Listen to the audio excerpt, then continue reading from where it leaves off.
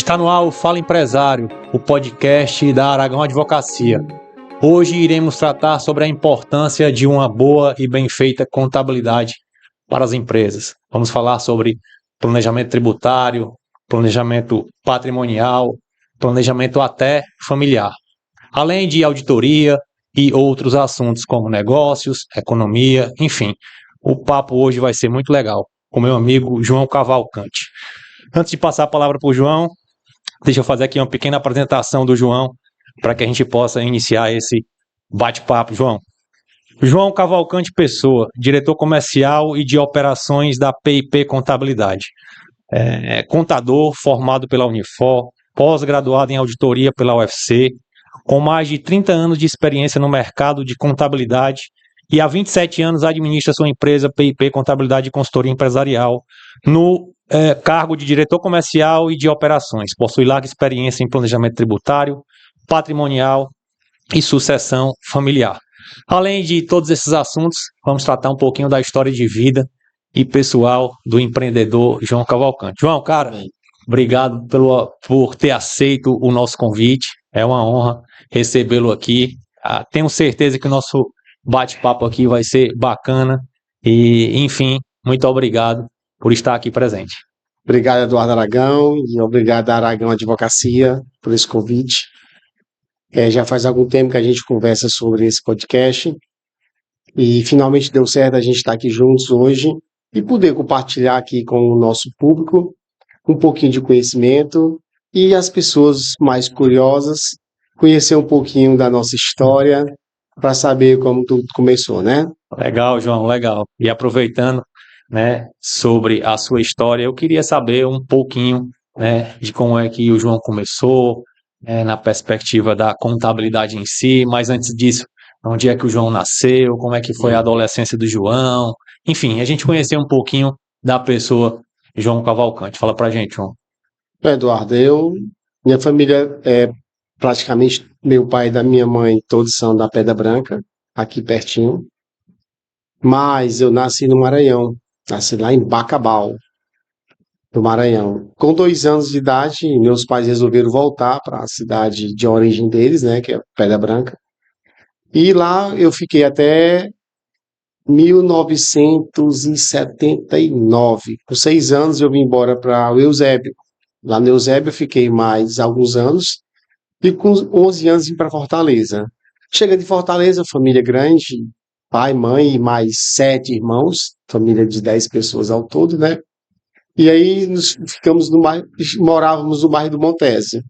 Lá, eu me virava nos 30, como diz o adulto, trabalhei aos 11 para 12 anos já no supermercado. Aliás, não, vou chamar de bodega, na merceariazinha pequena que tinha lá próximo da minha casa. Fiquei lá talvez um ano e meio nessa mercearia. De lá eu fui trabalhar também na mercearia de um cunhado meu. Isso com 11, 12 anos. 12 anos de idade. Com uns 12 para 13, eu fui trabalhar no supermercado de um cunhado meu. Também uma pequena mercearia simples, lá no Vila União. Fiquei mais algum tempo lá.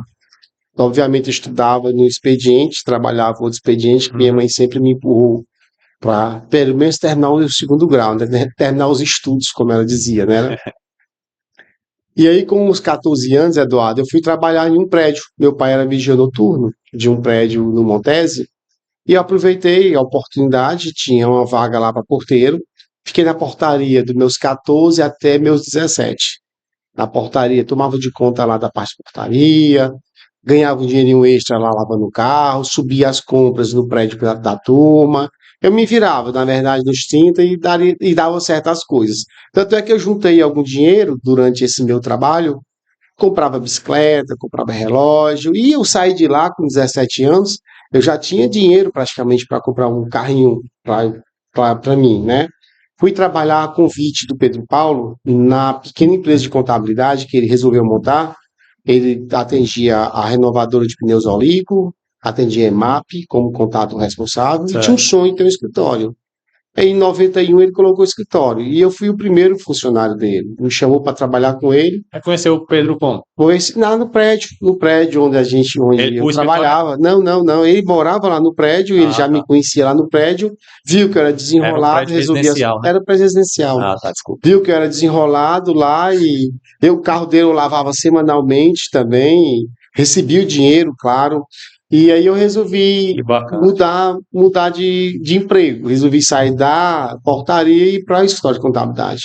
Lá o escritório era eu, ele e um sócio que ele adquiriu. É um sócio que tinha um percentual menor, 10%, ele tinha 90%, mas ele praticamente ele não ficava lá, porque ele tinha atendimento na Ulica, tinha atendimento lá Mas aí tu já na tinha, EMAP. como dizia tua mãe, já tinha terminado os Eu estudos, com não? 17, eu entrei no O ensino médio não tinha. ensino médio, eu entrei um pouco, eu atrasei um pouco por Certo. conta dessa mudança de Então ainda estava endereço, né? estudando na Eu contabilidade. tava fazendo, eu tava fazendo, eu acho que eu tava O ensino médio. terminando o segundo ano, o segundo ano técnico, certo? Ah, De porque tinha um contabilidade, técnico de tinha o técnico, contabilidade e eu tal. estava fazendo o segundo ano técnico de contabilidade, Certo, eu fiz o segundo ano ainda trabalhando lá à noite, certo. e fiz o terceiro ano também trabalhando lá à noite, né? Eu saía de casa muito cedo, normalmente eu abria lá o escritório, Certo. chegava lá às 7 horas, se não me falha a memória, e saía um pouco já no horário Estudar. para a escola, né? Aí, óbvio que eu ia de bicicleta, que era mais rápido, mais prático, então eu ia para casa, tomava banho, comia alguma coisa e ia para a escola, né? Chegava às 10h30 para 11 horas todos os dias, e no dia seguinte começava o ritmo novamente. Então, isso foi avançando, a empresa de contabilidade em 92 adquiriu computadores e cresceu mais um pouquinho, e quando foi em 97 o Pedro Paulo faleceu. Ele faleceu com a doença dele, ele era um pouco muito gordo, e ele teve uma embolia pulmonar. Foi internado, mas faleceu. Então, quando ele faleceu, em 97, éramos praticamente eu, Loureiro, e mais uns 4 funcionários lá. Tínhamos 5, 6 funcionários lá na época quando ele faleceu. Certo. Já tínhamos mudado de endereço, já estava lá na Bezerra de Menezes, e aí começou uma nova jornada. Paulo Marcelo, filho dele, estava estudando contabilidade e direito, e incorporou dentro do negócio. Já era PIP, João? Era PP processamento de dados. PP processamento de dados.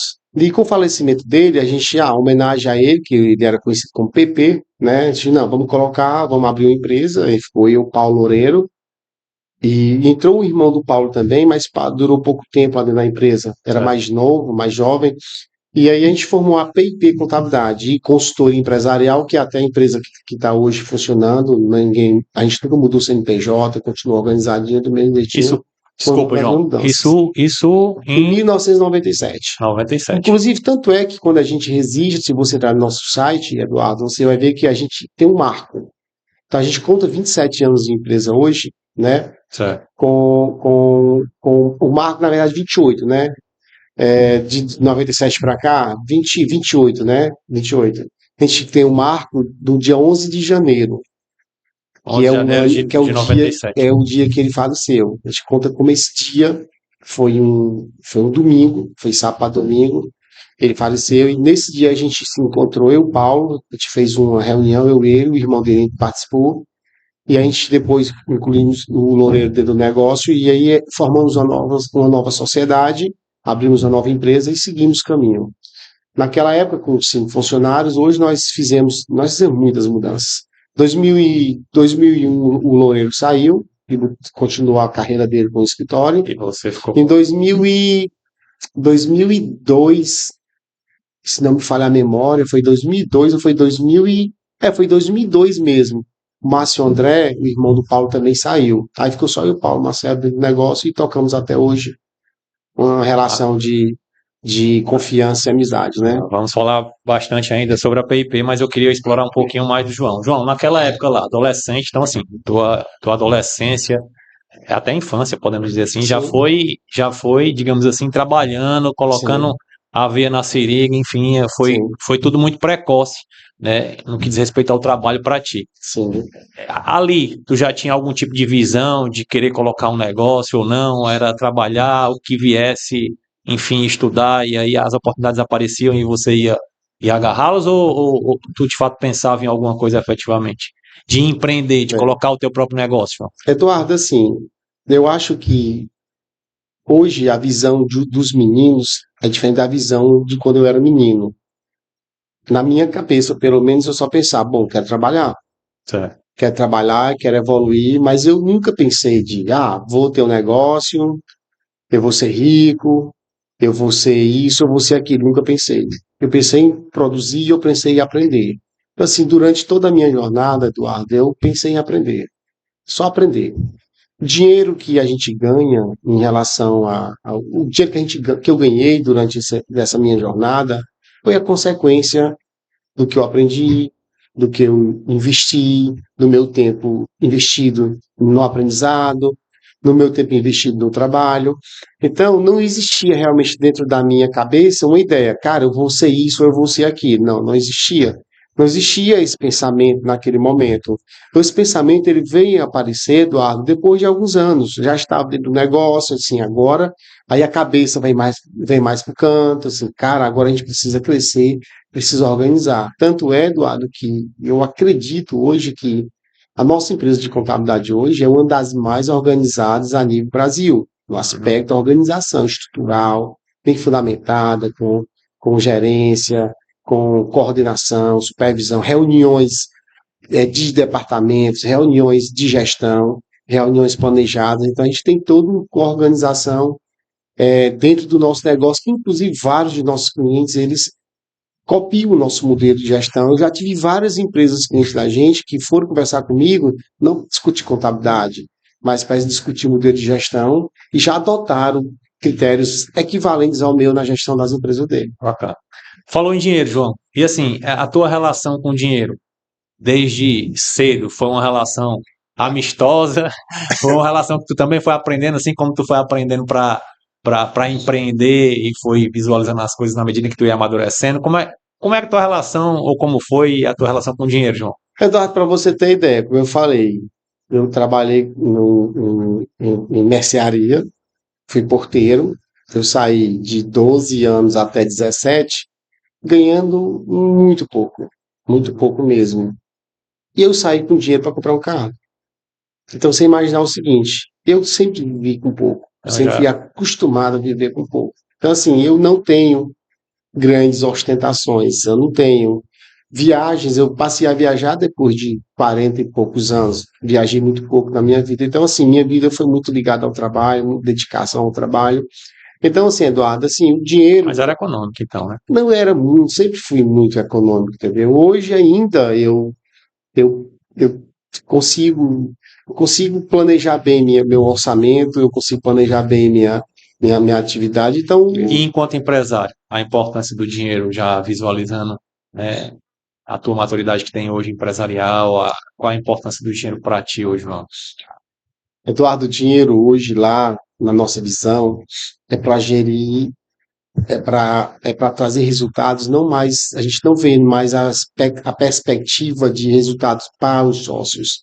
A gente hoje está vendo a questão de evoluir, de crescer para a nossa própria equipe.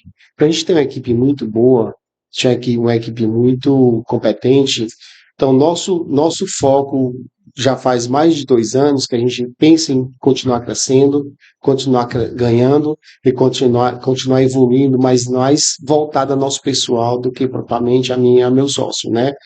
Então, hoje, ganhar dinheiro não é ganhar dinheiro para a gente. O ganhar dinheiro hoje é ganhar dinheiro para nós, para a nossa equipe e poder, Eduardo, trazer segurança e trazer conforto para o nosso cliente, cara. E para a nossa equipe, obviamente, porque assim, trabalho, Eduardo, ele é muito árduo o trabalho de contabilidade, é muito árduo. Então a gente precisa trabalhar bem, tá certo? O treinamento do pessoal, o investimento nas pessoas, né, em equipes, para poder a gente trazer bons resultados para o nosso cliente. Então, investir na equipe é o nosso foco hoje, investir na nossa sede, para nós termos uma sede confortável para nosso pessoal, uma sede confortável para nosso cliente visitante. Isso é quem está importando para a gente hoje. Bacana. Ainda dentro do João, né, digamos assim, como pessoa, Fala um pouco da tua família, João. Tu é casado, tem filhos? Fala um pouco pra gente. Bom, sou casado desde 1997. Com minha esposa, a gente começou a namorar no dia 1º de abril de 1990. A gente já tem um bocado de anos juntos, né? 7 anos de namoro. 7 anos de namoro e juntando tudo, hoje é 34 anos entre namoro e casamento, né? Vai 29, 27, faria 30 de casamento, né? Fará, né? A gente vai fazer, faz 28 agora, no mês de julho. A gente casou em julho. Em julho, Em julho. Então, 28 de casamento com mais 7. 7 aí. Vai dar 34, na verdade. Então, foi 6 anos e uns quebrados aí de namoro. Somando tudo aí, né? Um bocado de dia, né? Que eu tenho com ela. Eu tinha 17 e ela tinha 18 na época. A Josélia. José. Gente boa. E gente boa, exatamente. Hoje ela é um pilar na minha vida. Aliás, ela sempre foi um pilar na minha vida, um conforto. Nunca me deu trabalho, nunca me deu dor de cabeça Tu que dá no trabalho. aspecto. Assim, quando eu digo assim, porque assim, ela nunca trouxe problema de casa Não, tô pra mim, brincando. né? Ela nunca trouxe problema, tipo assim, quando as meninas nasceram, a Giovana tem 22, hoje faz medicina, tá no internato. A Júlia, ela tem 19, já está comigo desde o ano passado. A Júlia tá na seguindo contabilidade, tá? a Vai seguir a contabilidade. contabilidade. Ela quer contabilidade, então vai seguir lá comigo. Já está comigo lá desde dia. Eu até meu marco com ela é 1º de fevereiro. Foi o dia que ela fez 18 anos, e é o dia que ela entrou na faculdade.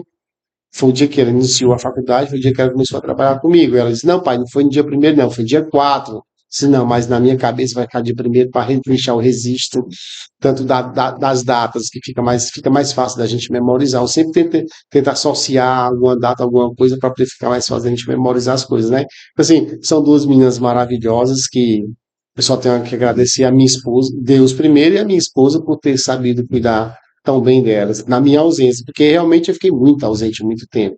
Trabalhava de 7 às 8, 9, 10 da noite muitas vezes, então me ausentei muitas vezes no dia a dia dentro de casa, Tem né? que ter essa base, né, João? Sim, sim. Minha esposa, ela foi fundamental para que a coisa desse certo, e hoje talvez eu seja o que eu sou hoje, porque ela me apoiou, porque ela me deu todo o apoio, todo o conforto para que eu pudesse evoluir. Tanto trabalhar final de semana, que muitas vezes acontecia, estudar legislações, que precisa, que é um contador que não estuda. Claro, sem dúvida. Que eu tenho que estudar, entendeu? Para que a gente consiga ter o conhecimento e podemos levar para o nosso cliente, para a nossa turma, né? Duas filhas maravilhosas. Você falou de uma família grande sua, né, originária, Meus né? pais, Seus são 7 eu tenho irmãos, 7 irmãos. todos vivos aí. São 4 irmãs e 3 irmãos. Então, são todos vivos. Meu pai faleceu. Minha mãe faleceu em 2015 e meu pai faleceu agora no mês de outubro do ano passado. Então, é mais recente. Bacana, João. João, e tu gosta de fazer atividade física? Eduardo, depende, né? Eu prefiro esporte, né? Eu prefiro esporte. Se for radical, para mim, melhor ainda, né? É igual. Radical, melhor ainda. Hoje eu bato bola 1, 2 vezes por semana e também estou indo ao surf, né? O surf é um esporte, para mim, radical, porque praticamente eu não sei nadar, né? Então eu vou pro mar, pego umas ondas lá, mas eu quase não sei nadar. Então, se eu pegar um mar muito, muito violento, é capaz de eu ir e não Uma voltar. atividade física. Porque tu faz, Eu gosto porque de tu faz atividade física Mas relacionada com academia, academia, cara, né? pois é, Eduardo, é algo que eu vou na academia, A força. me matriculo, pago a academia, pago às vezes 3 meses só, porque é entre o intervalo de um período ao outro, entre umas férias e outras das minhas filhas ainda, né? Aí me matriculo, vou 1 vez, 2 vezes no mês. Que eu acho muito Ei, sacanagem. João, mas é a base, né? Não, mas eu sei, eu preciso. Quem É. não precisa, né, Como é que vai Eduardo? fazer gol? Quem não precisa fazer gol? Só de vez em quando, né? Quando tivesse o Eduardo ali para tocar a bola pelo na garapa, faço gol. Mas se não tiver um bom parceiro ali de bola, não dá para fazer Tem que gol, ter um não. meio de campo bom. Tem que ter um meio de campo bom pra Mas fazer é bom gol. jogar bola, né? Não? Que é bom demais, Eduardo. É o esporte que eu mais gosto, né? E o surf também. O surf agora tá com 5 anos que eu comecei, né? Ainda eu sou aprendiz, com 5 anos Não, de surf. 5 anos já ainda é É aprendiz. aprendiz, Eduardo. É aprendiz. Surf é um dos esportes Surf é mais aprendiz. difíceis de aprender. Eu Dizem, né? comecei no kite no mês de julho do ano passado, tirei uns dias de folga para mim aqui em Fortaleza, Aí fui pro kite. Eu fiz ainda 12 horas a aula. Eu já estava iniciando, já estava subindo, já estava velejando só reto, né? Mas aí eu tive que parar, porque eu tive um problema de saúde e tal. Aí eu tive que dar uma paradinha, né? E aí depois vem chuva e vem não sei o que, eu estou enrolando. Mas eu acho que em julho eu volto lá, eu volto pro kite, quando parar as chuvas, para poder aprender a velejar. Não para ser um cara que vai fazer marabalismo dentro do mar, mas simplesmente para aprender a ir e voltar no mar. Eu acho que eu vou aprender. Eu tenho essa missão ainda para aprender. Show, João, bacana, bacana. João, eu queria a tua visão, assim, sei que você é um homem que é um empreendedor, tá certo? E como você diz, a partir de um determinado momento da vida, né, aquilo se tornou mais profissional, mais bem feito, e hoje, obviamente, você é muito mais maduro, né, até pela questão também, né, da idade como pessoa e da idade como empreendedor. E aí, quando tu olha, e eu sei que você emprega muita gente, aí quando tu olha para aquelas pessoas que estão começando, que estão ali na faculdade, ou que estão se formando naquele momento, os mais jovens, qual é a diferença que tu vê? O que é que tu diria para esse pessoal, para essa galera, enfim, como conselho, como orientação, enfim, para gerações aí mais novas, João? Eduardo, a gente criou algumas estratégias para tentar mostrar para os jovens contadores a vantagem de ser contador. Nós temos um plano, inclusive, de receber alunos da universidade dentro da nossa empresa. A gente tem um plano que a gente recebe 4 turmas anuais para poder mostrar a empresa de contabilidade, como é que ela funciona. A gente dá uma palestra sobre empresa, sobre perspectiva de futuro desses jovens, e a gente mostra a nossa operação para esses jovens estudantes, né? A nível de, sabe, para motivá-los, Eduardo, a, no futuro, ser uma empresa de contabilidade, ter um negócio de contabilidade e evoluir na área, né? Que nosso segmento de contabilidade, ele é um segmento que ainda há uma desvalorização, a gente sente que há uma desvalorização generalizada no aspecto empresa e contador. Há uma desvalorização.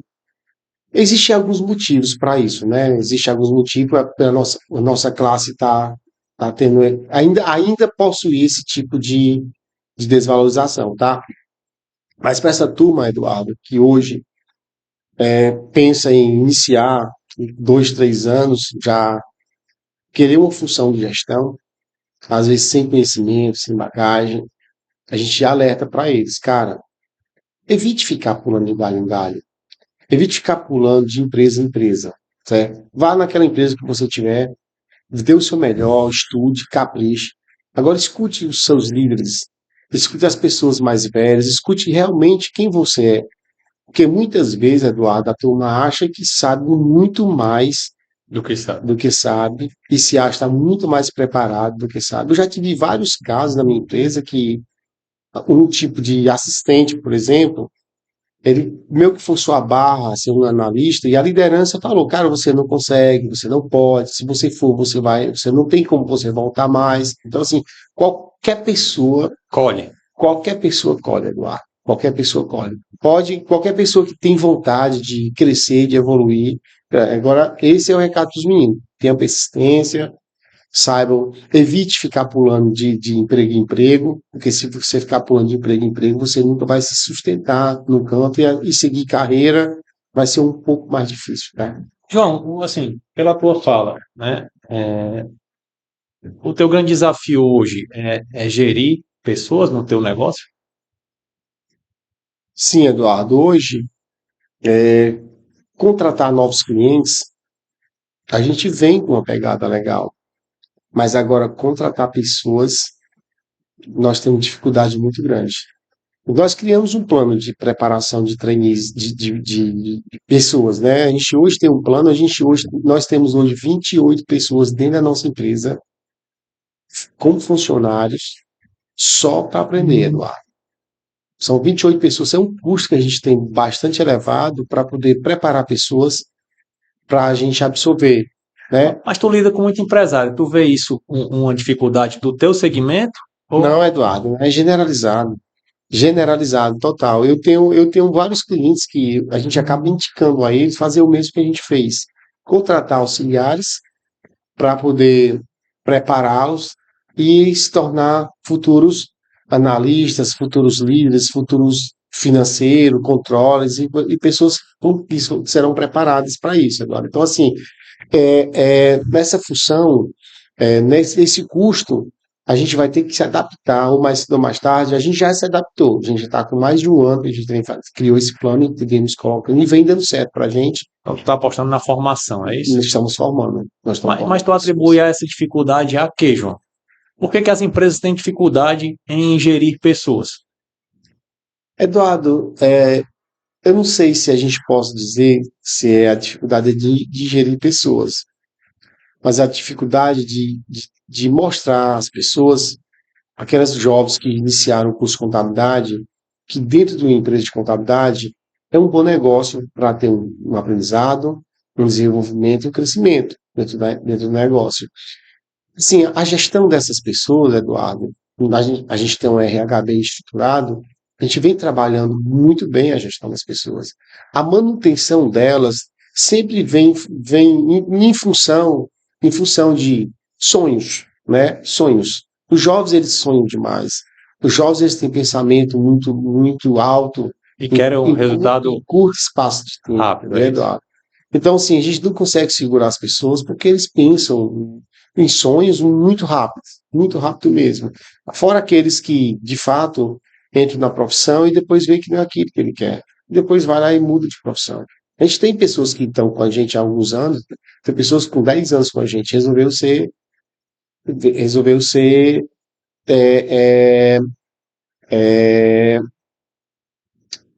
é, Mas só para eu entender aqui uma coisa, me interrompendo, só para também deixar claro o que eu coloquei. Quando eu falo assim, dificuldade de gerir, existe, na minha perspectiva, a dificuldade de gerir realmente, que obviamente algumas empresas encontram uma boa gestão e conseguem dar dinâmica a essa boa gestão, me referi a isso também uhum. na minha pergunta, mas quando eu falo de gerir, na verdade, até me corrigindo, é também de ter dificuldade em contratar. Essa contratação, essa dificuldade que você está narrando aí, ela tem relação com a educação, né, da faculdade, tem relação com, digamos assim, com a geração propriamente, que é uma geração diferente, digamos, de quando a gente era jovem, da nossa geração. Enfim, quais são as outras situações que você atribui a essa dificuldade de você conquistar um time e manter aquele time como sendo um bom time? É isso que eu quis perguntar para deixar também claro para você, né? Entendi, Eduardo. Assim, a dificuldade, no meu ponto de vista, de manutenção de times é a escassez de mão de obra, certo? Hoje a gente contrata, treina, deixa preparado, e a escassez de mão de obra qualificada é bem expressiva, e a oportunidade que o time, que a equipe está lá, o funcionário está lá, em ir para uma empresa maior, ir para uma indústria, ir para uma empresa que bota um potencial maior, ele tem uma visão de que para eles vão ser melhor. Então, a gente tem percas de funcionários, mas normalmente nossas percas, Eduardo, sempre é para indústrias, né? Serviços, empresas de serviços, empresas grandes. Então, assim, a manutenção dessa turma, a manutenção dessa equipe, Eduardo, dentro da empresa, por mais que a gente tenha salário elevado, por mais que a gente tenha um plano de cargos e carreiras, por mais que a gente tenha movimentos voltados para reconhecimento, bonificação, premiação, sempre vai ter, Eduardo, aquele funcionário que vai encontrar uma oportunidade melhor lá fora. Então, assim, falar em rotatividade, a gente não tem como, quer dizer assim, se a minha rotatividade está elevada ou não, porque o mercado de contabilidade ele é muito fechado. A turma ele não abre as informações ou nem para empresa de consultoria, para ninguém, é fechado. Então, minha rotatividade deu 25% no ano passado, Uhum, enquanto a gente via de serviço, não dá para a gente saber de contabilidade. uhum. Deu um percentual bem mais elevado do que esse. Então, assim, eu acho que minha rotatividade lá na empresa ela não é tão relevante, apesar da gente ter, Eduardo, saídas e entradas de pessoas, né? A dificuldade de contratar, a dificuldade de treinar, de preparar. A gente teve uma. A gente minimizou esse efeito quando a gente criou o plano de preparar. Diminuiu muito o efeito. A aposta está sendo. Ainda a gente tem dificuldade, então a gente precisa emergencialmente ter uma pessoa já 100% pronta, a gente vai buscar no mercado e a gente tem muita dificuldade. Muita A dificuldade. aposta está sendo na formação. E assim, beleza, João. Aí a gente viu um lado da história. Aí eu queria explorar o outro lado, né? Tua visão de gestor, né? De dono ali da empresa, da importância de um bom time. Eu queria que falasse um pouco hoje de quantos empregados a PIP tem, né? Quantos empregam diretamente e a importância desse time, do funcionamento dele. Explica um pouco para a gente, né, a tua visão de gestor, de empresário, né, de ter um bom time. Para ser uma pergunta mais objetiva, há uma boa empresa de prestação de serviço como a sua, sem um bom time, sem pessoas? Eduardo, formar time já é uma dificuldade, né? Como a gente conversou. Mas a gente teve a sorte de apostar e acertar em muitas pessoas muito boas. A gente tem um time excepcional de liderança e a gente tem um time excepcional na operação também. Também porque a gente faz um filtro muito fino, uma peneira muito fina para poder contratar. Então, hoje, uma empresa sem um time preparado, uma empresa sem um time pronto a contribuir com o negócio, é uma empresa que está fadigada a quebrar. Aquelas empresas que crescem e perdem seus pilares, sua equipe de gestão, sua base, são empresas que são fadigadas ou a quebrar ou a ter uma redução. Se não fizer um movimento de redução brusco, pode realmente, na insistência, acabar quebrando. Então, assim, é fundamental a empresa ter um time montado, é fundamental a empresa ter um time preparado, e muitas vezes você precisa ter um pagamento, ter uma remuneração também bem diferenciada para essa turma, para a gente manter e segurar o time por toda a nossa jornada. E eu penso no meu time como pessoas para ficar a vida toda comigo. Eu não penso no meu time para ficar só uma temporada. Então, assim, a gente vinha acertando com a turma, com nossos líderes, nossos gestores, e vem dando certo, e a gente pretende formar mais líderes e formar mais gestores para que o time continue a crescer. Da mesma forma, quando a gente vive com o cliente, a gente vive o dia a dia com o cliente, a gente vê dentro das nossas empresas clientes uma dificuldade muito grande, Eduardo, de preparação de pessoas. Então, a gente também recomenda às empresas a preparar o seu time, contratar melhor, tentar separar uma liderança de uma operação, porque alguns empresários às vezes confundem um líder de uma pessoa de operação na hora de beneficiar mais, dar um reconhecimento melhor, fazer toda a premiação que é devido. Então, assim, sem as pessoas, sem treinamento, a gente não consegue ir para campo nenhum. E nosso time lá, e o time de alguns clientes da gente são muito bons, a gente incentiva cada dia mais a melhoria de contratação dessa turma. Bacana. E aí eu queria entrar agora um pouco mais no, ou um pouco mais não, entrar, né, iniciar sobre o objeto da PIP, o que a PIP faz exatamente, né? O que é fazer a contabilidade, de uma empresa, das empresas clientes suas, né? O que é a contabilidade, o que é a auditoria, qual a importância disso ser bem feito, né? Além disso, quais outros tipos, né, de serviços que você lida, né, no seu dia a dia. Fala pra gente aí, João. Eduardo, o nosso foco desde o início foi contabilidade.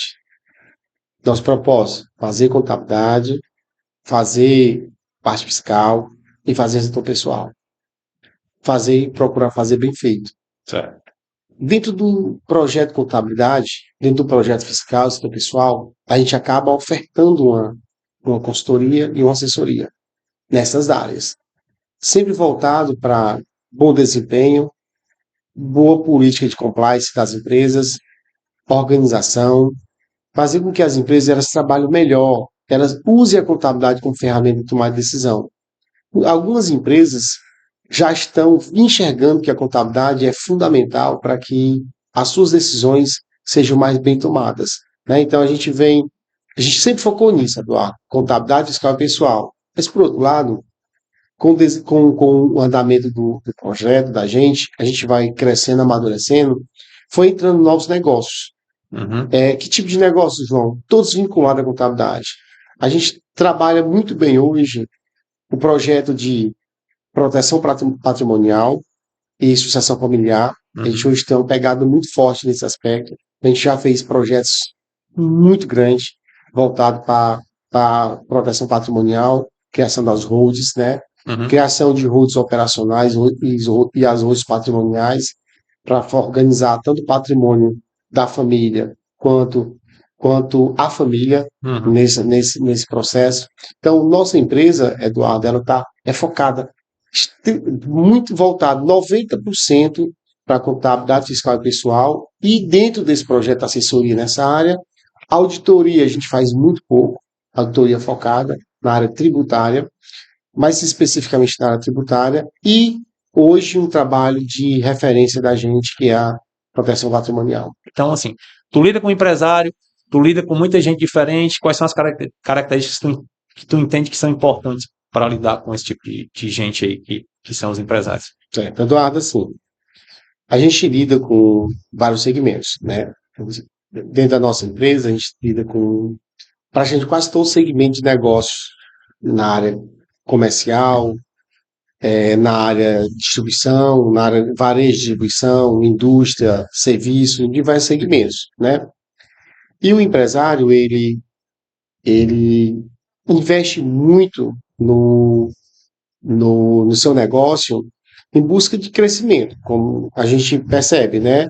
Então, do dia a dia, Eduardo, que a gente vivencia com eles, no diálogo que a gente vivencia com eles, eles sempre procuram fazer a coisa mais correta possível, no aspecto pagar melhor, no aspecto comprar melhor, investir melhor nos seus produtos. Então, todos os empresários que a gente conversa, que a gente discute no nosso dia a dia, Eduardo. Tu vê inquietação.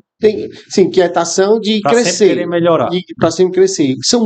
Muito poucas são as empresas que o empresário é um pouco mais relaxado, acomodado. Um pouco mais acomodado. Não tem essa característica da acomodação. Não, são poucos os casos. E aqueles casos, Eduardo, em que a gente percebe que o empresário está um pouco acomodado, nós já fizemos diversos casos. Hoje mesmo eu tive reunião com o empresário que estava acomodado com o negócio dele.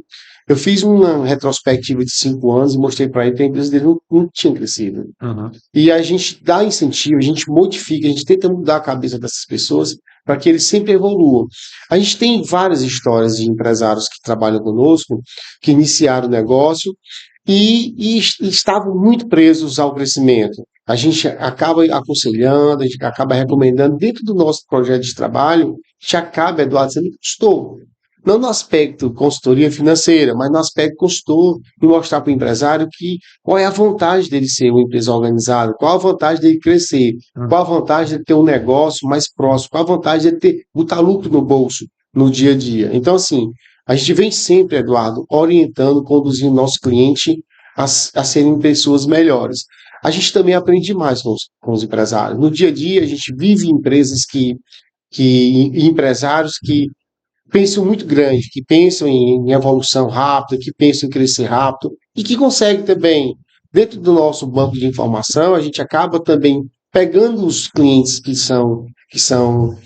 pensam grande, que crescem rápido, e a gente traz para o nosso conceito e acaba motivando as outras empresas também a crescer e a ser empresas melhores. Tá? João, e aí, ainda dentro do teu dia a dia, como eu sei que tu tem muitas reuniões diárias, né, lida com as empresas e os empresários diretamente, tem essa coisa da consultoria, como é que tu enxerga a economia em si, quando tu olha para o teu público, né, cliente, o teu nicho ali de atuação? Tu vê uma economia que está pujante, que está meio morna ou que está estagnada? O que é que tu diria sobre a economia, vendo ali o teu público, né, do teu dia a dia? Você deve estar se referindo se o mercado está aquecido, se o mercado não está aquecido, dentro do nosso panorama de clientes, né? Exatamente. Como a gente tem, Eduardo, uma quantidade de segmento muito grande, mas a gente acompanha praticamente todos eles, né? A gente vem observando, vem analisando. Assim, hoje, Eduardo, em 2024, na maioria das empresas, a maioria delas, elas tiveram uma estagnação de venda, estagnação em resultados, algumas em função de concorrência precisou mexer um pouco nas suas margens, nos seus resultados, mas que andam bem. Eu olho, assim, a minha carteira de clientes no segmento comércio, varejista, comércio atacadista, indústria, serviço, né? Eu vejo que praticamente todos eles, financeiramente, estão bem. Certo? Alguns com algumas dificuldades em função de resultado ou de investimento que fizeram, Eduardo. É. Mas estão sabendo, a maioria deles estão sabendo se adaptar, com alguns com queda de faturamento, outros com queda de margem, faturamento mantido, mas com queda de margem, e outros como todo o mercado, outros crescendo aí também muito, outros crescendo demais, tanto em faturamento como em margem. Mas eu vejo na minha carteira de clientes, com a turma que eu acompanho, uma boa perspectiva para o ano 2024. Uhum. Mesmo com algumas quedas de faturamento, mesmo com algumas quedas de margem, mas ainda boa perspectiva para esse exercício. Assim, João, dentro da sua carteira de cliente, tem algum cliente que você vê que está quebrando, que está quase quebrando, ou que está ruim, ruim mesmo financeiramente? Doação, talvez, na minha mão, não conte 5 que estão nessas condições, né? Porque, assim, a turma, ela trabalha bem o produto, ela trabalha bem o resultado dela, ela faz as suas manobras necessárias para que o efeito ruim do mercado nas vendas ele seja anulado. Seja reduzindo despesas, seja mexendo no custo, seja reduzindo o negócio para quem está reduzindo, para que a empresa continue saudável durante essa jornada. No, Mas eu não vejo uma perspectiva ruim de mercado, Eduardo, para 2024. no geral, diríamos que, vendo ali o seu nicho, estamos vivos, né? Estamos vivos, Estamos vivos. estamos vivos.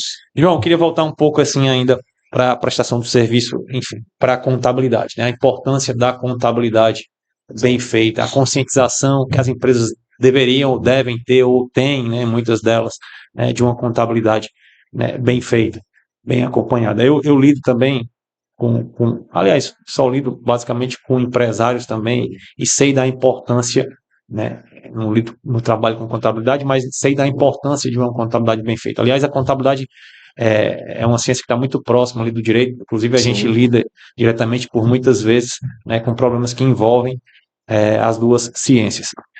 E assim, essa conscientização, João, ela vem aumentando.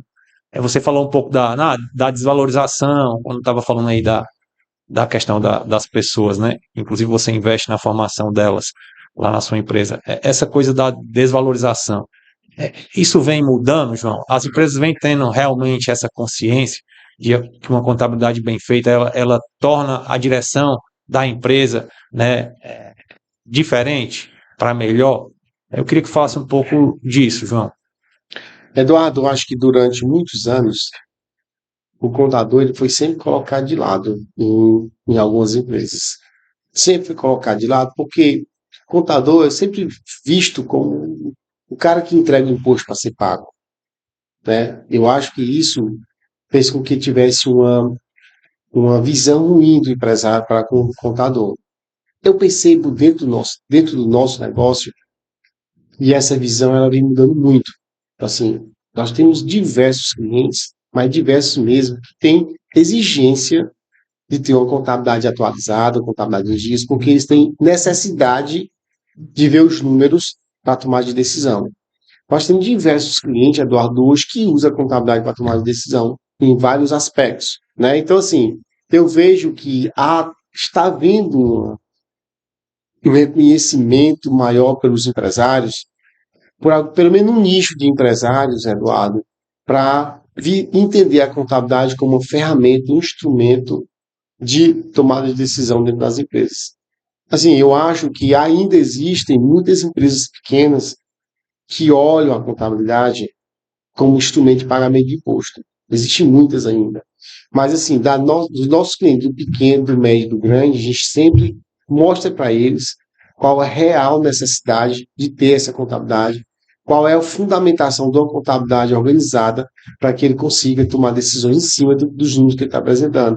Aparecem as consultorias, Eduardo, em muitas empresas, pequena, média, ou até mesmo empresas grandes, que levam números de informação, números, mas nada tão bom quanto pegar os números da própria contabilidade. Então, esse reconhecimento, eu acredito que ainda vai demorar, um reconhecimento pleno, talvez generalista, ainda vai demorar um pouco para ser visto. Mas para muitas empresas, não. Realmente usa a contabilidade, Eduardo, como a ferramenta principal de tomar decisão. Assim, vejo também, dentro dessa sua fala, a importância do jurídico, né? E eu falo do jurídico aqui, João, porque eu também queria entrar no tema, Sim, que é a questão que a gente fala do planejamento patrimonial e do planejamento até familiar, certo. né, que eu sei que também você lida com isso. E a gente também lida com isso, e a gente sabe da importância que as pessoas deveriam dar, e muitas já dão, né, para o entendimento. Porque eu acho, João, que as pessoas têm que procurar entender de contabilidade. No Sim. caso, o empresário. Procurar entender de alguns aspectos jurídicos, no caso de um planejamento tributário, né, patrimonial, familiar, para que daí se possa confiar no profissional e daí se possa fazer e praticar o planejamento, digamos assim, definido, decidido. É assim que tu enxerga também, e aí já entrando nessa coisa do planejamento patrimonial. Fala um pouco também sobre isso, né, do que faz no dia a dia. Então, essa coisa do estar próximo do jurídico, da importância do jurídico, e já entrando na questão do planejamento aí patrimonial, sucessão familiar, Eduardo, etc. na nossa empresa, olhando assim um número assim rápido, a gente deve fazer declaração de imposto de renda de umas 1.000 pessoas, certo? Certo. De umas 1.000 pessoas. Empresários. A gente não faz declaração de imposto de renda para não clientes. A gente só faz declaração de imposto de renda para os nossos clientes, né? Certo. Onde tem marido, mulher, filho, etc. Entendi. Eu acredito, Eduardo, que uma estimativa dessas 1.000 declarações que a gente faz, talvez 20 ou 30 pessoas se preocupam com suas declarações.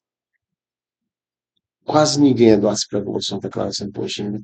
Quase ninguém, tipo assim, documentação a gente tem que implorar para receber dos empresários. A gente faz a declaração, a gente quer mostrar, quer prestar conta com a turma, isso não pode transmitir. Então, eles não dão valor Muito forte, às né? suas informações. Eduardo, é muito forte, cara. São poucas as empresas, são poucos os empresários que têm o desejo de rever sua declaração, de rever os números antes da transmissão.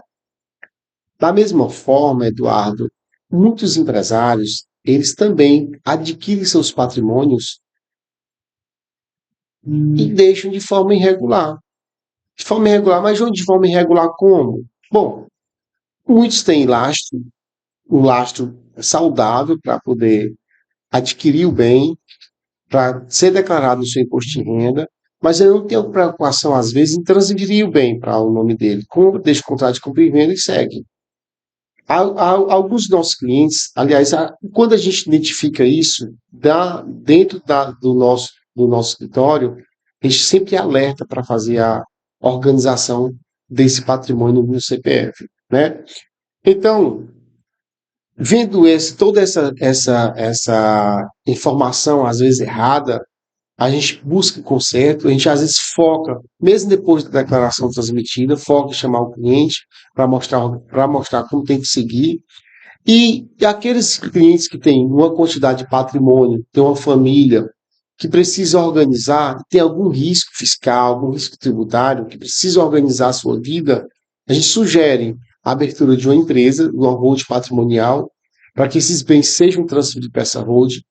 Essa holding tem uma proteção, aliás, leve uma proteção dos bens à família, e, em seguida, depois que os bens tiver toda essa empresa, a gente vai fazendo o processo de transferência das cotas ou das ações, que são sociedade anônima, para os filhos.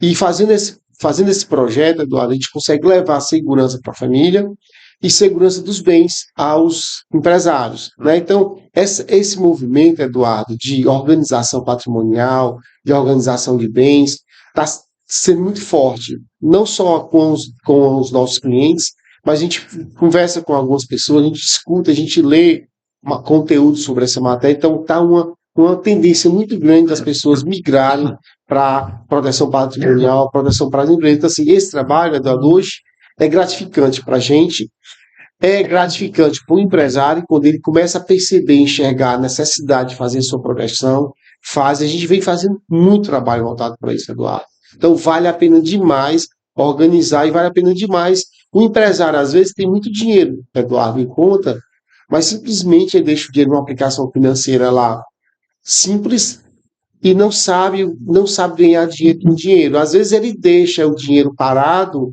e não faz um movimento, não faz um bom investimento com os recursos financeiros disponíveis também. Então a gente acaba, de uma certa forma, na contabilidade, entrando um pouco na questão organizacional da pessoa física do dono, às vezes na organização financeira, na verdade, a organização financeira da pessoa física do dono, e às vezes tem dinheiro na própria empresa, também na organização financeira da empresa, direcionando a eles fazerem investimento. A gente às vezes precisa insistir muito para as pessoas abrirem a mente, enxergar que o dinheiro às vezes traz dinheiro, né? Daí a importância de procurar conhecimento, né? Procurar conhecimento. João, assim, veja, me corrija se eu tiver errado aí dentro da sua concepção e visão, né? Eu noto que já de um certo tempo, tá? Essa coisa da hold, da proteção patrimonial, fala-se blindagem patrimonial, sucessão familiar. Eu noto que tá digamos assim, tá na moda, É, né? Isso tá em alta. virou moda, né? E assim, o que eu falo por experiência, né, dos nossos serviços, é que o planejamento, o nome já traz a explicação do que é necessário a pessoa enxergar. Sim. Que o planejamento é algo, digamos assim, individualizado. Não existe, na minha concepção, uma fórmula pronta em que eu aplique essa fórmula para todas as pessoas.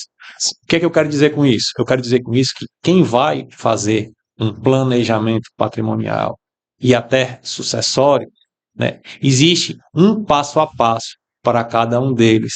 Existe um passo a passo para cada realidade de cada um deles.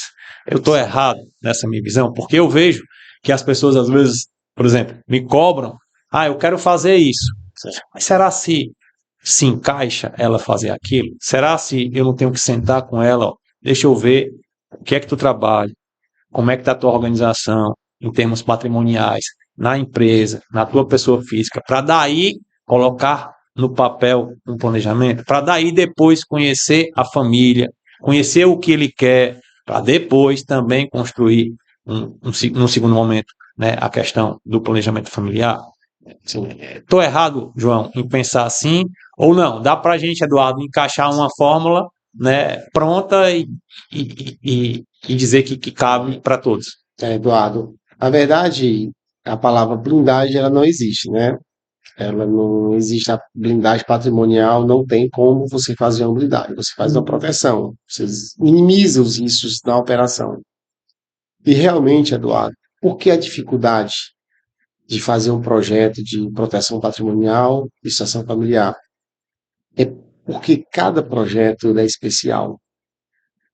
Então isso, o conhecimento ele fica muito restrito com poucas pessoas. Então você pode até iniciar um projeto de proteção patrimonial, mas se você não tiver o conhecimento pleno na área do imposto de renda, na área de finanças, na área tributária e um pouco na área de família, você acaba fazendo um planejamento errado. A gente já identificou em alguns projetos que foram concluídos, a gente já identificou algumas falhas operacionais, algumas falhas de projeto em algumas empresas que a gente assumiu, certo? Então, Eduardo, a sua pergunta, quando se refere à exclusividade, você tem 100% de razão. Cada projeto ele é exclusivo. Cada pessoa vai ter um projeto exclusivo. Não dá para você pegar uma fórmula ali, dizer assim, vou pegar essa fórmula e vou vender para todas as empresas. Não dá, Eduardo. Tanto é que diversas vezes a gente conversou com empresários que nos procuraram para fazer. Alguns já nos procuram para fazer isso. A gente analisou os números, a gente analisou os seus bens, a gente optou de assim, cara, não vale a pena você Agora não, né? fazer. Agora não, não Exatamente. vale a pena. Tanto é, um caso que eu tenho mais recente, uma senhora me procurou para fazer, ela tinha 5 imóveis, né? E após o falecimento do esposo, e já estava, inclusive, já tinha sido concluído o inventário, já estava o nome dela, e aí, dono da filha também. Eu analisei e disse, cara, não, não vou falar no nome dela, Claro. obviamente, não, você não precisa de empresa patrimonial. Esses imóveis que você tem são imóveis que você não vai mantê-los no seu patrimônio. Sua pretensão é de vender. E eu fiz conta com ela e não valia a pena ela abrir uma holding para colocar esse imóvel. Então, assim, tem que realmente, Eduardo, tem que analisar cada caso, Particular. é muito particular. É por isso a dificuldade de advogados, de contadores, eles fazerem esse trabalho, porque é muito exclusivo, Eduardo, muito exclusivo mesmo. Sem dúvida. João, eu queria também pegar um pouquinho assim do teu conhecimento no que diz respeito à economia. Não necessariamente como eu perguntei um pouco atrás, da tua visão em relação aos teus clientes, aos empresários com quem tu lida, mas a economia do país como um todo, como é que tu enxerga o nosso momento atual? Qual é a tua visão, digamos assim, da macroeconomia, de como o governo está conduzindo a economia, se está com endividamento alto, essa questão do fiscal se fala muito, do fiscal, ser colocado um pouco de lado, sem muita responsabilidade por parte. Isso te preocupa? Como é que é a tua visão econômica do país? Eduardo, os gastos públicos, eles estão sem controle, né? Então, por mais que o governo arrecade, por mais que as empresas sacrifiquem, paguem tudo que tem que ser pago, me parece que sempre é pouco, né? Sempre é pouco, sempre falta dinheiro nos cofres públicos, sempre a conta não fecha, sempre falta orçamento, O gasto é sempre maior falta do que. orçamento. Isso pode, Eduardo, gerar realmente um comprometimento muito grande do governo e precisar fazer, sacrificar as empresas, porque na verdade quem paga a conta sempre são os empresários. Quem paga a conta não é o governo. Quem paga a conta é o empresário e também tem uma grande fatia, Eduardo, da classe média. Porque o imposto incidente sobre a folha de pagamento da classe média ele é muito pesado. Grande parte do funcionalismo público também paga uma conta muito pesada dentro dos seus impostos de renda, suas contribuições previdenciárias, como os empresários também pagam assustadoramente impostos. E ninguém sabe para onde o dinheiro vai. O dinheiro todo é utilizado, gasto com o governo, e o governo cada dia criando mais planos de gastos. Claro que precisa, Eduardo, realmente o governo assistir o povo, né? Assistir as classes mais baixas, as classes da população mais carente. Mas ele tem que saber medir onde gastar, onde investir o dinheiro, né? Eu sempre discutindo com um amigo ou com outro, que eu não gosto muito de política, né? Uhum. Apesar de a gente estar vivendo a política, mas não gosto muito de política. Assim, cara, o governo dá muito incentivo para o povo, né? Mas ele precisa deixar o povo, ele não pode deixar as pessoas Sem dúvida. morrerem de fome, não pode deixar as pessoas morrerem de fome. Agora, se ele criasse um plano de, De saída. de sair, de pagar, mas fazer com que as pessoas trabalhassem um pouco mais, criar algum plano que fizesse com que as pessoas, ao invés de receber o dinheiro, produzissem.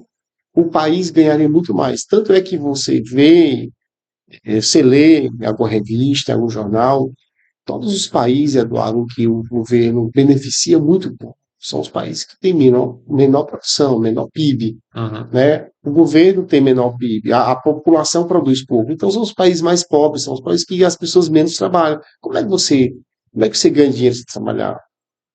É onde tem o clima da inflação. Aí, Eduardo, assim, voltando para as empresas, Sim. essa tendência voltada para as empresas. Assim, o empresário, ele já está fazendo esse sacrifício, porque a máquina arrecadatória é pesada. Hoje, a organização tributária dentro do nosso país, desde o Fernando Henrique Cardoso, até tem um marco na minha cabeça. Depois que o Fernando Henrique Cardoso fez a virada da Super Receita, fez a virada de alguns SPEDs, lá atrás, lá no começo, o governo, houve muita mudança na arrecadação. Então, as empresas hoje, Eduardo, cara, não tem como trabalhar errado. As empresas hoje não tem como fazer aquele jeitinho brasileiro de fazer essa negação. A carga A é carga é alta e alta e tem que ponto, né? pagar mesmo, não tem jeito. O empresário tem que pagar. E eles se sacrificam para pagar. Obviamente que tem os empresários, as microempresas, as empresas, as pessoas que trabalham de forma irregular, e sempre vai existir. E esses não vão pagar imposto, e esses vão trazer uma concorrência desleal com as empresas que pagam, mas vai ser sempre assim, Eduardo, não vai dar para mudar. Acho que o primeiro mundo também tem. Com essa reforma, João, tu enxerga, tu tem esperança que ela venha trazer uma carga menor, uma simplificação efetiva do que se faz e do que se gasta a título de necessidade de atenção às obrigações acessórias, enfim. Tu vê isso na reforma Eduardo, até agora? eu confesso para você que eu li pouco sobre a reforma. Eu li pouco. Mas do que eu li, Eduardo, eu não vejo que vai haver redução de carga, certo? Eu não vejo que vai haver simplificação de, Nem a simplificação, não vejo, Eduardo. Eu não consigo enxergar. depois desse período de transição, com a redução. Eduardo, pode ser que durante o período de transição, pode ser que o governo passe a criar alguma redução de obrigações. O governo criou várias obrigações nos últimos 5 anos para as empresas. Praticamente quase nenhuma das antigas obrigações foram encerradas. A gente foi criado o E-Social e algumas obrigações antigas da parte trabalhistas não deixaram de existir. Então, assim, pode ser, Eduardo, que daqui a alguns anos, não sei se eu vou enxergar isso, eu tenho 51, talvez eu não vá enxergar essa mudança relevante que vai ter na redução, na simplificação de obrigações acessórias para com o governo. Provavelmente vai ter alguma simplificação na redução da quantidade de impostos, né? Da quantidade de impostos, mas a metodologia, a forma, Eduardo, vai continuar complexa. Tanto é que eu até às vezes brinco falando de Simples Nacional, a turma fala Simples Nacional, mas se você for fazer o cálculo do Simples Nacional, eu chamo de complicado nacional, que a forma de calcular o Simples era mais complexa do que calcular o lucro real. A forma de calcular o Simples era bem mais complexa do que calcular o lucro presumido. Então, assim, Falam simples, mas é só porque está vinculado ao faturamento, né? Mas é, existe uma fórmula é, porque tem que haver uma divisão, né? exatamente, ele simplifica, Eduardo, as obrigações acessórias. Mas, por outro lado, o cálculo é complexo. Entende? Então, assim, eu não acredito, Eduardo. Tanto é que dentro da minha empresa, nós já criamos um comitê da reforma tributária. Nós temos hoje um grupo de 12 contadores, líderes, na verdade, são 12 líderes, que tem reunião todo mês para estudar ponto a ponto as mudanças, a reforma tributária e as mudanças que forem acontecendo no decorrer do período de transição. Então a gente vai ficar bem ligado, a gente vai ficar acompanhando de perto, porque há uma tendência muito grande, Eduardo, das pessoas que não acompanharam as mudanças ficarem para trás. O contador que não estudar, que não acompanhar, vai ficar para trás. Eu presumo, por exemplo, com os SPEDs, Eduardo, fechou muitos escritórios de contabilidade. Fechou muitos, aqueles que não conseguiram acompanhar. E com a reforma tributária, quem não conseguir acompanhar a reforma, Eduardo, também vai ficar para trás. Não vai ficar para trás. E eu acredito que vai fechar muitos escritórios de contabilidade que não conseguem fazer uma mudança relevante, como está acontecendo hoje com a reforma tributária, como vai acontecer com a reforma E esse tributária. período da transição, né? Quando vierem as regulamentações, que a gente está aguardando que venham, enfim, tem Tem, um Eduardo. certo desafio Tem, pela frente. porque assim, o contador, cara, ele está ali fazendo o trabalho. Ele está ali perdendo, não, investindo o tempo dele 100% em executar o trabalho. Executa, executa, executa, executa, e o tempo de estudar acaba não faltando, acaba não sobrando. Então, se ele não tiver uma estrutura organizacional que separe o tempo para estudar, Eduardo, ele vai ficar para trás, cara. Ele vai ficar para trás e aqueles que não o acompanhar vai ficar fadigado a encerrar suas atividades. Compreendo. João, ainda aí na área econômica, como é que tu enxerga? E aí eu quero a tua visão ali do batente mesmo, do dia a dia. Como é que tu enxerga essa coisa do... A gente é um país de juros altos. Isso prejudica a atividade e as atividades. Como é que é a tua visão sobre a questão dos juros altos e por que que qual é a tua opinião sobre o porquê desses juros serem e ainda estarem altos? Eduardo, os juros altos eu vejo como uma guerra política. Hoje é uma moeda de troca. Porque não se admite hoje o país ter uma Selic tão elevada como a atual. Eu até imaginava que a gente ia virar o ano de 2023 com menor do que 10%. Eu imaginava isso, eu torcia por isso, né? Com a Selic alta ainda, há, há uma redução do consumo. Há uma redução do consumo pela população. A população que gosta de investir em comprar fiado, ela passa a ter um pensamento diferente na hora de fazer uma compra, né?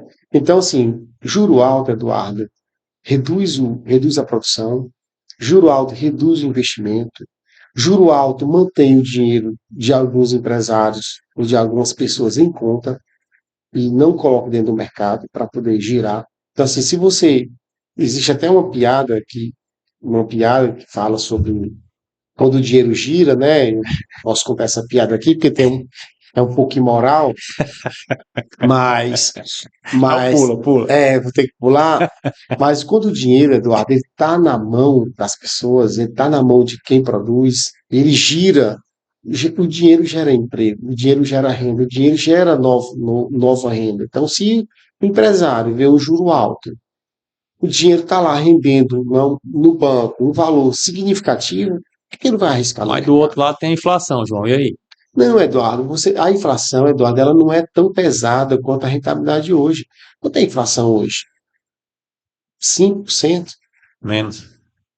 Mais, 4%. mais, Quanto é a mais, Selic hoje, Eduardo? mais deu uma disparada, né? Eduardo, a Selic hoje não tem justificativa nenhuma. Se não me falar a memória, hoje está 10,25. Não existe justificativa nenhuma, Eduardo, para os juros estar 10,25 ao ano. A inflação não chega, não vai chegar nunca a 10,25 na conjuntura atual. Então, se a Selic for 6%, o incentivo ao consumo ele era muito maior. Tanto é que eu observo quando dá uma queda na Selic, dá uma motivada. Eu gosto do mercado de ações, eu gosto do mercado financeiro, eu gosto do mercado de ações, e eu vejo quando há uma queda na Selic, há um aquecimento. Eu vejo no nosso cliente, quando há uma queda, pode ser até coincidência, tá, Eduardo? Houve a Ah, queda da não. Selic, houve A a queda da relação Selic, direta. houve a queda da Selic, aumenta o faturamento de algumas empresas, entendeu? A pessoa, ele se endivida um pouco mais porque tem O crédito melhora, né? tem crédito melhor. Então, assim, eu acho, Eduardo, que se o governo reduzisse a taxa de juros, na verdade, não é mais o governo, é o Banco Central agora que controla isso. O consumo iria aumentar. Então, as empresas iriam ter uma reação muito maior no curto espaço de tempo. Mas eu estou colocando como contraponto a inflação, porque um dos objetivos primordiais ali do Banco Central é o controle da inflação. Porque a inflação, você também sabe que é um mal, né, muito grande para a sociedade como um todo, né? Então, assim, eu estou fazendo só um contraponto, não Sim, estou sim, dizendo, Eduardo. estou Sim, concordando, nem sim, muito menos sim, sim, discordando de Eduardo. você, não, mas só para a gente poder raciocinar e entender a sua visão. E aí, trazendo para o nosso estado, a gente falou um pouco sobre a economia, né, do país em si, mas eu queria a tua visão. Eu sei que, como você já bem explicou, atua em diversos tipos de segmentos empresariais, né, e a economia do nosso estado, como é que tu enxerga? Tu enxerga uma economia movimentada, aquecida? Nos próximos 5 anos tu enxerga um melhoramento dessa economia para o nosso estado em si? Eu sei que você presta serviço para clientes em outros estados também do Nordeste, né? E, enfim, fala um pouquinho da tua visão para cá, Ceará. Eduardo, assim, é, o incentivo fiscal, ele é um, ele é um mentor, eu vou chamar ele mentor, usar essa expressão, de trazer a empresa de fora do estado para cá. Certo, Os incentivos aqui no estado, eles estão minguando um pouco, certo? certo. Então, estão perdendo força, estão perdendo valor. Existem outros estados que estão incluindo dentro do seu plano de negócios incentivos bem melhor do que o estado do Ceará. Então, eu acho, Eduardo, que curto prazo, 1, 2, 3 anos, a economia vai se manter estável. Mas eu acho, Eduardo, de 5 anos para cima, eu acho que pode ter uma fuga muito grande de indústrias aqui do nosso estado. A gente pega como exemplo a indústria de confecção, a indústria têxtil também. Se você resgatar aí 10 anos para trás, nós tínhamos grandes empresas de confecção aqui no nosso estado. Um pouco mais de 10 anos, talvez. Nosso segmento de confecção era muito aquecido. Hoje, Eduardo, é tudo minguado. A maioria das empresas de confecção, modinha, vou ser mais específico, estão todas quebradas. Todas quebradas. Mas não é porque o preço aumentou, é porque o governo incentivou. Há uma conjuntura globalizada de fatores. Certo. O mercado do e-commerce também foi um dos fatores que contribuiu para essa queda. É, a abertura de incentivo fiscal em estados vizinhos, como foi o estado de Pernambuco, levou muita gente para lá, levou muito faturamento do segmento de confecção para lá. Então, assim, eu acho que a indústria local está sofrendo impactos que estão, a cada ano que passa, vai diminuindo a capacidade de crescimento, a capacidade de produção dessas indústrias, e eles vão migrar para estados que ofereçam um incentivo melhor, Eduardo. Então, assim, eu não acho que nosso estado vai continuar crescendo nos próximos anos. Daqui a 2, 3 anos, eu acho que vai se manter. E se não houver nenhuma mudança de política pública ou de incentivo às empresas que estão hoje localizadas aqui no nosso estado, uma melhoria nesse sentido, Eduardo, há uma tendência de ter um PIB negativo aqui, Eduardo. Eu enxergo dessa forma. Agora, vão existir segmentos que vão estar bem, como todo o mercado, vão ter segmentos que vão estar bem, e existir segmentos que vão perder muito e vão se prejudicar muito. Tá? João, voltando um pouquinho para a PayPay. A PayPay hoje emprega quantas pessoas diretamente? Hoje nós temos, Eduardo, 290 colaboradores, 290. entre liderança, operação, tudo. São 290 pessoas. E a cada dia que passa, a gente vem tentando organizar, melhorar um pouquinho e todos os anos a gente cresce um pouquinho essa quantidade de pessoas. Esse ano devemos subir mais um pouco também, É, cresce a responsabilidade também, né? essa responsabilidade também. João, e em termos de clientes, assim, a gente falou que são diversos segmentos, mas tem uma proporção assim, você atua mais em um determinado segmento, a quantidade de clientes é mais no segmento do que em outro. Como é que, assim, a PayPay hoje funciona em relação a clientes, hein? Eduardo, há 20 anos atrás, a gente dizia que nós éramos especialistas em avicultura. Nós tínhamos muita atividade rural. Mas o segmento de avicultura quebrou quase todo. Tem poucas empresas controladoras do segmento. Há uns 15 anos atrás, 10 a 15 anos atrás, 15 anos atrás, mais ou menos, nós éramos especialistas na indústria de confecção. Né? Então, nós tínhamos muito cliente no segmento de confecção. Agora, dos últimos 5 anos, eu posso dizer que nós somos especialistas em vários segmentos. Né? Nós temos uma quantidade muito grande de distribuição de alimentos na área de autopeças, varejo de autopeças. Uhum, Nós temos muitos clientes do segmento de supermercado. uhum. Nós temos muitos clientes no segmento de varejo, loja, roupa, calçados, né? Serviços de diversas naturezas, indústria de transformação. Então, assim, especialização, Eduardo, em qual segmento? Nos segmentos de transporte, distribuição de alimento, distribuição de autopeças, varejo de autopeças, varejo de alimentos, que são supermercados. Uhum. A gente é especialista em todas essas áreas. Então, a gente tem capacidade, tem conhecimento alavancado nesses segmentos que a gente possa levar para o nosso cliente para ser bem atendido. João, o varejo é um segmento, na sua visão, que tem que ter uma atenção bastante especial, porque ali trabalha sempre com margens curtas, é um mercado sempre muito competitivo, porque sempre tem muito, e aí, independente do segmento. Tu tem essa visão do varejo ou eu estou equivocado? Eduardo, eu não vejo assim, o varejo, ele sempre foi muito competitivo, Eduardo. Então, assim, há muitos anos existem a competição muito acirrada na área de confecção, na área de calçados. na área de, na área de, de alimento, entendeu?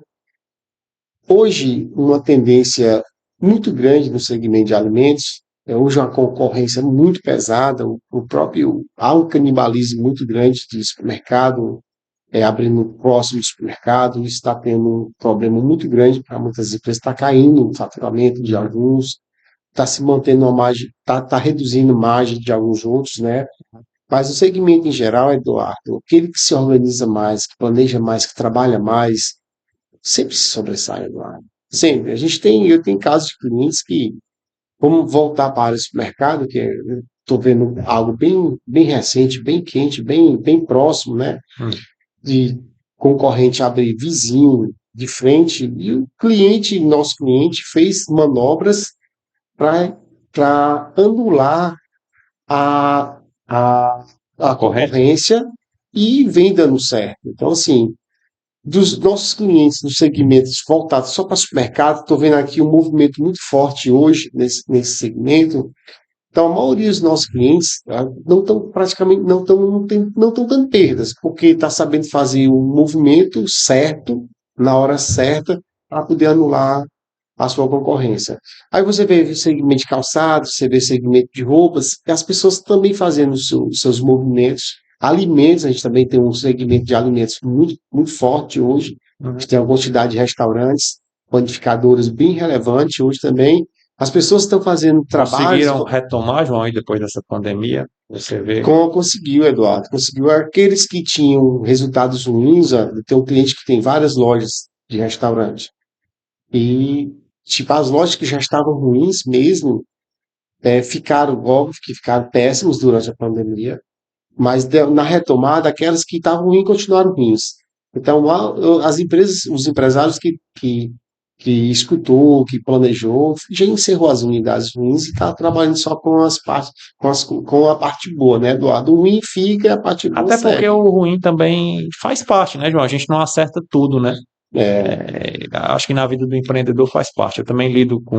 Eu também tenho a mesma visão que você tem Sim, dentro assim, da minha atuação ali. Eu sim, também tenho esse sentimento que você acaba de narrar, mas o ruim às vezes também faz parte de um planejamento que não deu certo, enfim. isso. Agora a gente só pode, Eduardo, sempre estar abrindo a mente do empresário, né? Preste atenção. O ego não anda junto com o negócio. Sem O dúvida. ego ele tem que andar separado do negócio. Daí a necessidade de fechar algo que não está dando certo, né? Exatamente. Então a gente tem que lidar com o ego de alguns empresários no dia a dia, Eduardo, na busca de convencê-los de Eu, negócio ruim tem que ser fechado. eu sei E disso. isso acontece Demais, demais. demais. Demais, É Eduardo. verdade. Eu converso com muitos amigos, clientes nesse sentido, viu, João, também, porque o psicológico tem muita Afeta. relação direta com, vou resumir, com o dinheiro. As decisões, João, na minha humilde opinião, né, de dinheiro, elas envolvem muito mais o ponto psicológico do que, às vezes, o próprio conhecimento técnico. É isso mesmo. Enfim. Mas, João, assim, eu queria entender também e queria conhecer um pouco, aliás, eu conheço particularmente, mas eu queria que você expusesse um pouco do teu dia a dia. Como é o teu dia a dia, João? Tu faz a contabilidade propriamente, o fiscal? Conta pra gente aí o teu dia a dia, João. São muitas reuniões, enfim. Fala aí, João. Eduardo, hoje o cliente procura muito para discutir planos, para discutir sucessão familiar, para discutir organização da empresa, para discutir crescimento, para discutir possível redução, para discutir organização administrativa, para discutir vários assuntos estratégicos, né? Praticamente hoje, Eduardo, quase não sento no cliente para discutir contabilidade. Nossa equipe hoje ela já está muito bem preparada, ela já está muito bem resolvida. Então, a apresentação dos números, das contas, dos resultados, dos iscos fiscais, dos ganhos, das percas da turma, nossa turma já apresenta bem. Eu tenho sido convidado para participar de muitas reuniões com clientes, mais no aspecto tomada de decisão, mais no aspecto gestão da própria empresa, mas no aspecto organizacional. Minha agenda ela anda bem lotada, Eduardo, nos últimos dias. Realmente muito lotada mesmo. Mas a gente está aí tentando trabalhar, preparando as pessoas para a gente tentar diminuir um pouquinho mais o ritmo, um pouquinho mais a aceleração do nosso trabalho. E acho que nos próximos 2 ou 3 anos a gente consiga dar uma aliviada um pouco mais na agenda para ter o tempo de vir fazer um podcast desse com bastante Jogar calma, bola, bastante tranquilidade e criar coragem de ir para academia, né, Eduardo? jogar bola, Jogar fazer o bola, surf, tem que exatamente ter o isso. tempo, E né? viajar um pouco mais, né? Com a É, família que a família merece. a viajar. Então, o dia a dia é, Não é bem digamos assim, acelerado, Eduardo. de planejamento, É é de reuniões pensar. de pensar. João, cara, muito bom. Eu queria iniciar aqui a reta final do nosso bate-papo e nela eu queria fazer um bate-bola contigo aqui, Tranquilo. fazendo algumas perguntas que você pudesse aí dar respostas objetivas. Tranquilo. João, um livro. Leu pouco, aliás, leio quase nada, mas tem um livro que é Salomão, o homem mais rico que já existiu. Recomendo a leitura. Inclusive, já dei vários exemplares desse livro para alguns clientes meus, para todo mundo dar uma lida e aprender um pouquinho os conhecimentos O que é que te de marcou? Salomão. Foi marcado. Eu tá com uns 10 anos que eu li esse livro, mas vale a pena sim. O cliente teu aqui te ligando, né? Depois eu falo. Tá. João, música. Eu gosto de ouvir música, é algo que tu pratica Eu escuto qualquer tipo de música, Eduardo. Eu só evito escutar reggae, porque eu não sou muito chegado ao reggae, não. Mas qualquer outro tipo de música eu escuto de boa. E eu gosto de música, mas eu escuto pouco, Eduardo. Eu não sou uma pessoa de parar e ficar contemplando músicas, não, Eduardo. Não sou. Eu prefiro filmes. filmes? Filmes, com Fala um filme aí. certeza. Fala um. Os meus filmes, Eduardo, de preferência são filmes épicos, né? São filmes épicos. Filme mais recente, eu não consigo dizer para você qual o bom filme que saiu recentemente. Não consigo. Filme recente marcante, não consigo te dizer. Eu consigo falar de filmes Mas antigos, fala um aí né? que te marcou, que vem à tua O mente filme assim. Gladiador, dentro daquele filme Gladiador, eu tirei vários exemplos no meu dia a dia de trabalho. Aquele filme Tu traz insight para trago o teu dia a dia. total, levo minha equipe, eu pego cenas do filme que trazem para o nosso dia a dia, eu levo para minha equipe, eu levo para alguns clientes meus. Coração Valente, filme muito antigo também, mas eu trago várias Trilha, cenas do trilha filme, sonora exatamente, várias maravilhosa. cenas do filme que a gente traz para o dia a dia, a gente consegue fazer uma associação bem Sério, legal. João? Fala Totalmente. aí, uma, duas, fala aí. Eu tenho Fala uma do cena, por Gladiador. exemplo, uma cena do Gladiador, uma cena que eu até já falei, já levei para minha equipe de liderança, de gerentes. Então, uma cena um velho que pegou o gladiador como escravo e levou para Roma para lutar em Roma, né? E ele, querendo convencer o gladiador a lutar em Roma, ele falou que se ele ganhasse as multidões, ele estaria conseguindo uma grande vitória para ele mesmo. Então, ganha as multidões que você ganha o mundo, né? Então, ganhar as multidões, Eduardo, é o que a gente vem fazendo, tentando fazer para que a nossa equipe conquiste tanto os seus liderados, como conquiste os clientes, porque isso aí se torna um negócio mais sustentável. Então, ganhar as multidões é É algo um que é insight. fantástico para. Eu enxergo isso como uma visão, Eduardo, espetacular, espetacular. Ganha as multidões, você ganha o resto vem tudo de graça. Coração Valente. Um Assim, insight. uma cena marcante no Coração Valente é quando William Wallace, a turma está no campo de guerra, todos querem desistir da guerra. Diz que não vai, a turma lá diz, né, eu não vou lutar por esses babacas, por esses ricos, e eu não ganho nada e tal. E quando o William e o Wallace chegam lá na frente de guerra, se identifica e ele consegue motivar tantas pessoas, independentemente da quantidade que iam morrer, ele conseguiu levar todo mundo para a linha de guerra e conseguiu vencer as guerras. Então, assim, toda vida que havia uma desistência, ele conseguia convencer as pessoas. Então, a poder de persuasão dele é muito elevada. E eu vinha trazendo para o meu pessoal questão do poder de persuasão. Eu peço para eles ler o que der para ler, estudar o que der para estudar, fazer curso que tiver que fazer para melhorar o seu poder de persuasão, para poder juntar as pessoas e convencer os clientes do que é o certo para as suas empresas. Então traz aí o cinema, né? Para dentro de casa, Para né? dentro de casa, né, João? Botar na prática, né? É assim. Então, para encerrar, João, deixa uma mensagem final aí para o nosso público, algo que você queira falar, algo que, enfim, você queira dar como norte, como orientação. E desde já, mais uma vez, muito obrigado pela sua presença.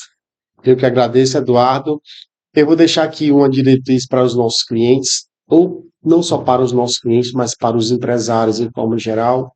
Empresário em forma geral, não só empresas de comerciais, mas de serviços, inclusive as próprias empresas de contabilidade, né?